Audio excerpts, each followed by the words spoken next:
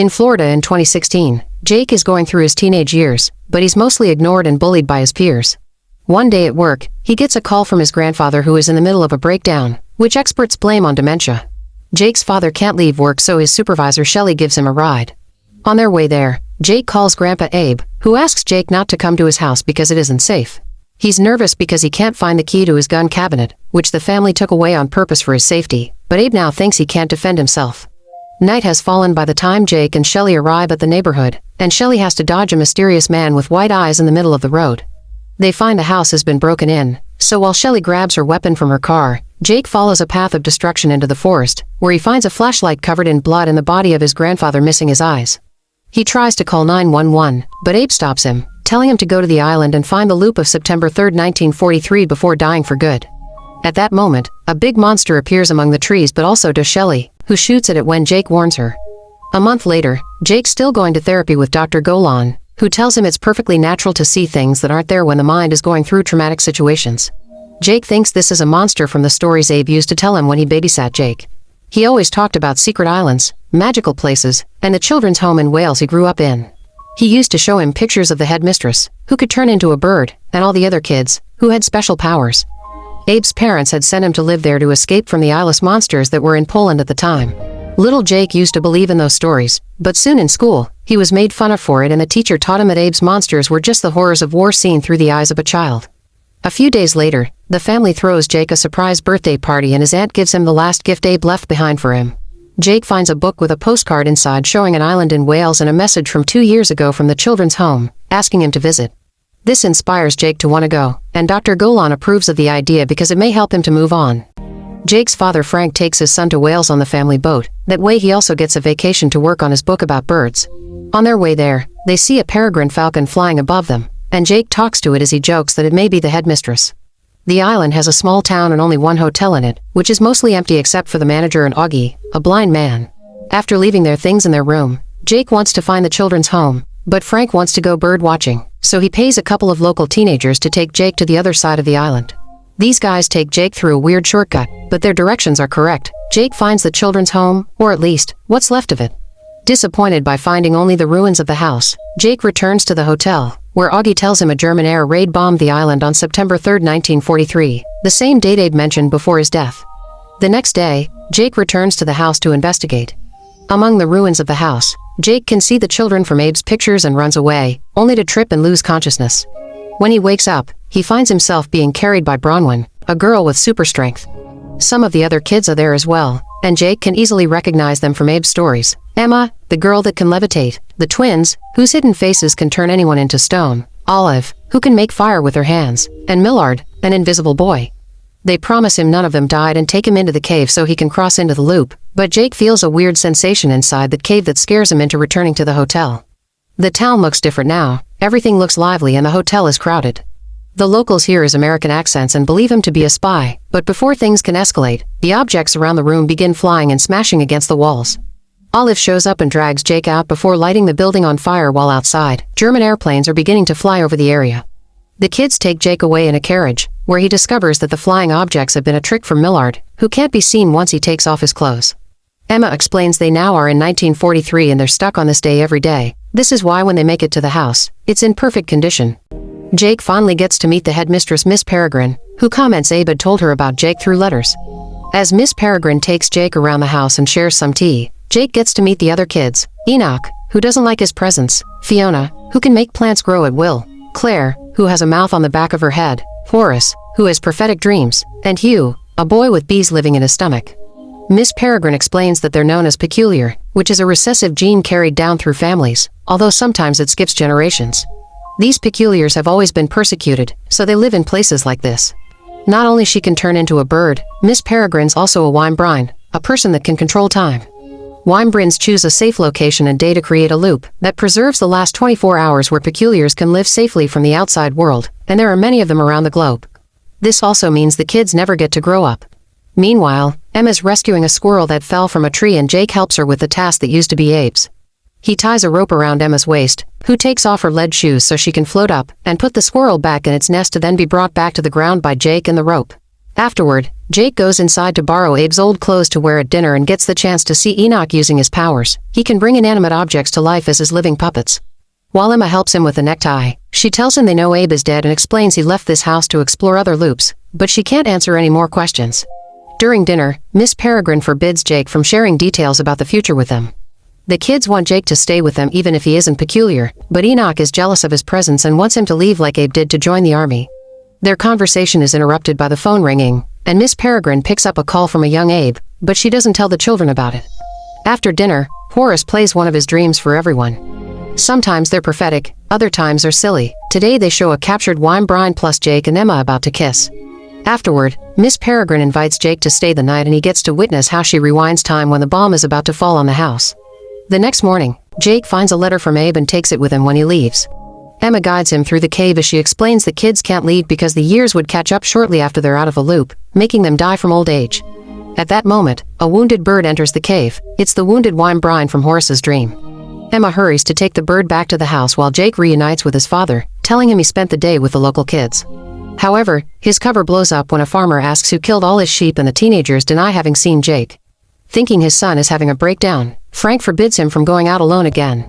Once he's back in his room, Jake opens Abe's letter, which has 2016 as a date.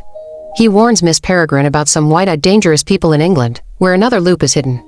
The next morning, Frank takes Jake to the beach, where they meet Lamont, who is also birdwatching to write a book. This man has the latest equipment and that depresses Frank, who thinks his book won't be able to compare. Frank decides to return to the hotel to drink and nap, so as soon as he falls asleep, Jake sneaks out and goes to see Miss Peregrine. The Weinbrein she's taking care of is the one from the loop in England, which got attacked by the monsters Abe mentioned, but she still refuses to explain what's going on. Enoch hears all this and decides to introduce Jake to the last kid, Victor.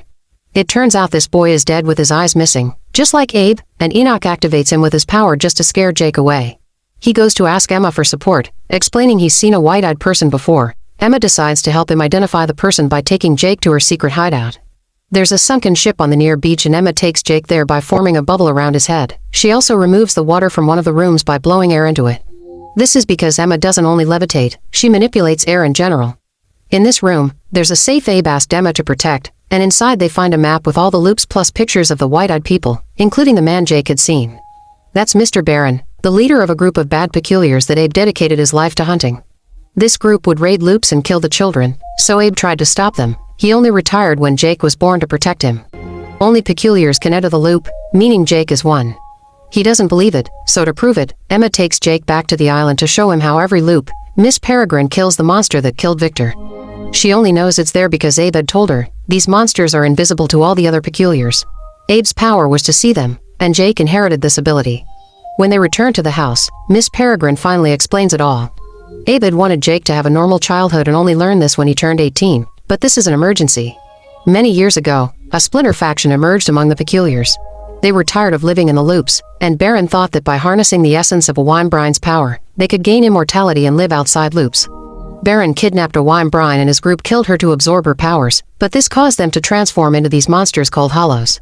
However, a few years later some members of the group, Barron included, managed to get their human form back by eating the eyes of peculiar children, and now they were whites. Their eyes stayed white, and they kept raiding loops to get more eyes for the Hollows that were still in monster form. At that moment, the wounded Weinbrein awakes and Jake meets the headmistress of the London Loop, Miss Esmeralda. She confirms they were attacked by Hollows, and the whites have set up their machine in the Blackpool Tower thanks to the loop in the area. They want to try the experiment again because they still aren't immortal. Hollows attack everything in their path and Jake realizes the dead sheep are a sign they're already here, so Miss Peregrine decides it's time for them to leave this loop and start one somewhere else. Jake needs to leave or he'll be stuck in 1943, making Emma cry for choosing his family over the peculiar children who need his help seeing the monsters. On his way back to the hotel, Jake finds Frank, Lamont, and a group of people looking at Augie's body, which is missing his eyes. Suspecting what happened, Jake runs away to warn Miss Peregrine, but since Frank doesn't have the energy to go after him, Lamont volunteers to bring the boy back. At the cave, Jake is shocked to see Lamont can cross the loop too and the truth comes to light. This is Barron, who can shapeshift. For months, he's been keeping an eye on Jake by pretending to be Dr. Golan, and now Jake has finally given him what he needed, a way into Miss Peregrine's loop. Barron transforms his hand into a blade and takes Jake back to the house where everyone is packing to leave. Since Jake's the only one that can see the monsters and therefore protect the kids, Miss Peregrine accepts to go with Barron in exchange for Jake. Baron takes her away in a cage, and once they're gone, Esmeralda and the kids begin sealing up the windows and doors to defend themselves. At that moment, young Abe calls the house to confirm he's fine, and Jake gets to tell him he's the best grandpa in the world. Then, a hollow gets inside by breaking a window and kills Esmeralda. It also captures Enoch, but Jake gets it to drop him by hitting him with Miss Peregrine's crossbow. It's still alive though, so the kids run away and escape through another window, climbing down the roof plus a tree branch that Fiona makes larger and Emma carrying Jake down by floating. At that moment, the German planes arrive to bomb the area, making the house explode and killing the hollow with it. Without Miss Peregrine here, the loop ends and the house stays in ruins. They need to go after Baron, so the kids go to the beach and Emma uses her air powers to remove all the water from the sunken ship, making it float again. Olive lights up the engines and the group make a plan to fight the bad guys once they reach the latest loop in London, which is stuck in 2016, meaning Jake could see Abe again. Once they arrive in London, they cross a loop hidden in a ghost train in an amusement park and arrive at the same location a few months ago. Emma and Jake sneak into the Blackpool Tower and find a bunch of hollows and the whites, including Baron, waiting for the experiment to get started. Emma reveals herself by floating up and asks them to free all the Winebrins before Jake drags her out by the rope, so Baron sends the hollows and 2 whites after them. The pair guides them back to the park, where the kids throw snowballs and cotton candy at the hollows to make them visible. Then, Enoch uses his powers to activate the skeletons in the ship and they cross the loop as well to kill the hollows and the whites. Bronwyn helps too by throwing a carousel unicorn at them. Next, they go back to the tower, where Emma pushes Baron back with her air and Hugh sends his bees after the whites. Enoch, Olive, Horace, and Jake try to attack the Baron, but they're all easily pushed away before he leaves to another room to start the experiment. The male white catches Bronwyn and pushes her into a pool to freeze the water, so Fiona throws some seeds at him to capture him with her plants. Sadly, he kills the plants with his ice and then goes after Olive, whose fire isn't strong enough against him. Enoch finds an old metal elephant model and activates it to make it kill the male white while the female one goes after the others. Claire catches her arm with her extra mouth and the twins reveal their faces to transform the white into stone, which breaks when it falls. Thinking Olive is dead, Enoch declares his love for her and kisses her, but then she wakes up. Emma and Jake go after Baron, who easily dodges the shots from Jake's crossbow. Once again, Emma pushes him back with her air while Jake enters the room to free all the Winebrins from the cage.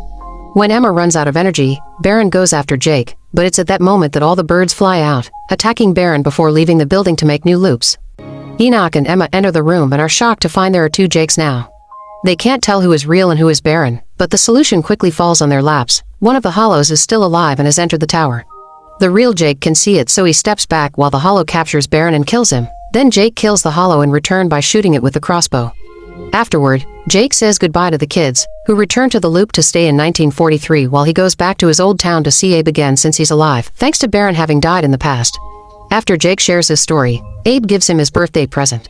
It's the same book, but this time inside there's money in different currencies and a loop map in order to travel and find the kids again, because Abe wants him to be with them. Months later, Jake finally finds the ship again after jumping through many loops all over the world and even joining the Navy.